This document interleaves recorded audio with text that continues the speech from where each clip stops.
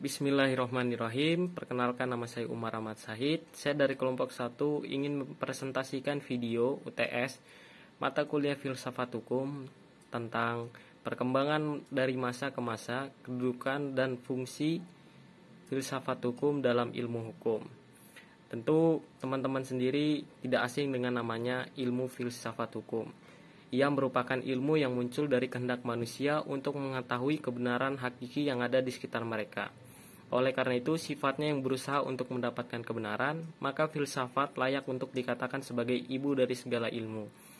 Puja Wijatna menyatakan bahwa kata filsafat dalam bahasa Indonesia memiliki akar kata dari bahasa Arab, yang pada akhirnya berhubungan dengan kata dalam bahasa Yunani, yaitu philosophia. Philo sendiri yang berarti cinta dalam arti luas, sedangkan sophia yang berarti bijaksanaan. Dengan kata lain, philosophia atau filsafat memiliki arti cinta kebijaksanaan. Filsafat memiliki 3 cabang utama, yaitu metafisika, epistemologi, aksiologi. Metafisika sendiri membahas tentang hakikat atau dasar dari segala sesuatu yang ada. Sedangkan untuk epistemologi membahas tentang pengetahuan, contohnya yaitu membahas tentang mengenai asal atau sumber dari pengetahuan yang didapatkan manusia. Aksiologi membahas tentang nilai-nilai dan prinsip kehidupan.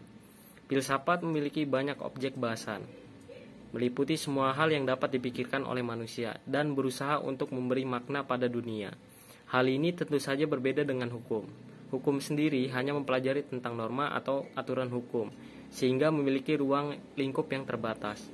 Persoalan yang mendasar yang tidak dijawab oleh hukum menjadi objek bahasan ilmu filsafat. Itu penjelasan sedikit tentang filsafat. Kita akan masuk ke dalam materi selanjutnya untuk membahas pembahasan dari masa ke masa yang dilanjutkan oleh rekan saya. Saya Julianda Fadilah akan melanjutkan presentasi dari teman kelompok saya sebelumnya, yakni tentang perkembangan filsafat hukum dari masa ke masa, kedudukan dan fungsi filsafat hukum dalam ilmu hukum. Kali ini saya akan membahas tentang perkembangan filsafat hukum dari masa ke masa, yakni pada masa perkembangan filsafat hukum pada masa Yunani kuno. Di era pra-Sokrates, pada awalnya orang Yunani kuno menganggap hukum sebagai keharusan alamiah. Contoh dari keharusan alamiah yang diyakini oleh orang Yunani pada saat itu ialah laki-laki memiliki kekuasaan di atas perempuan, budak adalah budak, dan sebagainya. Para filsuf pada masa pra-Sokrates lebih memfokuskan pada pengetahuan dan hakikat akan alam, sehingga filsafat hukum pada masa itu belum terlalu berkembang. Filsafat hukum mulai berkembang pada masa ketiga filsuf besar, Sokrates, Plato, dan Aristoteles. Pada masa itu, fokus filsafat mulai beralih dari alam menuju manusia. Dalam bukunya Politeia dan Nomos, Plato berusaha untuk menjelaskan tentang hukum dan keadilan. Menurutnya, keadilan adalah jika tiap-tiap kelompok berbuat sesuai dengan tempat dan tugasnya. Plato juga menyadarkan bahwa peraturan-peraturan yang ada haruslah ditulis dalam kitab perundang-undangan. Aristoteles yang merupakan murid dari Plato mengklasifikasikan hukum menjadi 2 jenis, hukum alam dan hukum positif. Hukum alam merupakan hukum yang berlaku secara universal, tidak dapat berubah, dan semua umat manusia yang berakal dapat mengetahuinya dengan akal.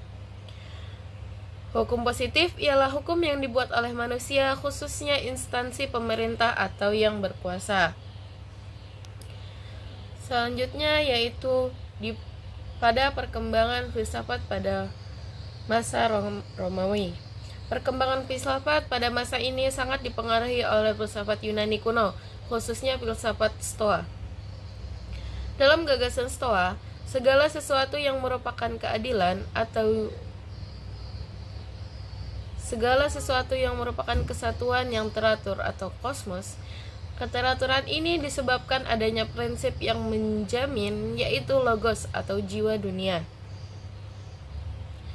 Karena manusia Karena manusia termasuk dalam kosmos, maka mereka juga memiliki Sokrates lebih memfokuskan pada pengetahuan dan hakikat akan alam, sehingga filsafat hukum pada masa itu belum terlalu berkembang.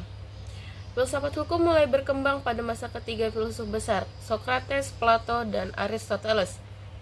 Pada masa itu, fokus filsafat mulai beralih dari alam menuju manusia. Dalam bukunya Politeia dan Nomos, Plato berusaha untuk menjelaskan tentang hukum dan keadilan. Menurutnya, keadilan adalah jika tiap-tiap kelompok berbuat sesuai dengan tempat dan tugasnya. Plato juga menyadarkan bahwa peraturan-peraturan yang ada haruslah ditulis dalam kitab perundang-undangan. Aristoteles yang merupakan murid dari Plato mengklasifikasikan hukum menjadi dua jenis, hukum alam dan hukum positif. Hukum alam merupakan hukum yang berlaku secara universal, tidak dapat berubah dan semua umat manusia yang berakal dapat mengetahuinya dengan akal. Hukum positif ialah hukum yang dibuat oleh manusia, khususnya instansi pemerintah atau yang berkuasa. Selanjutnya yaitu pada perkembangan filsafat pada masa Romawi. Perkembangan filsafat pada masa ini sangat dipengaruhi oleh filsafat Yunani kuno, khususnya filsafat Stoa.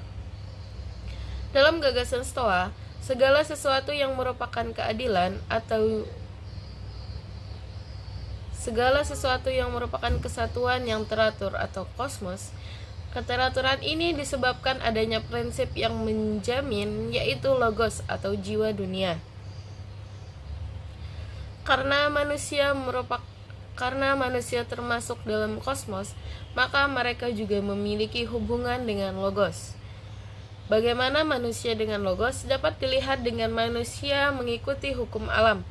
Hukum alam tidak bergantung pada manusia, tidak berubah dan bersifat universal.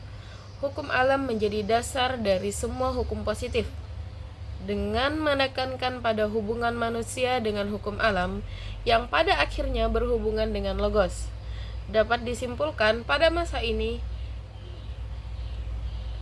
kebajikan tertinggi yang dapat digapai manusia bukanlah dengan menaati hukum positif, tetapi dengan menaati hukum alam.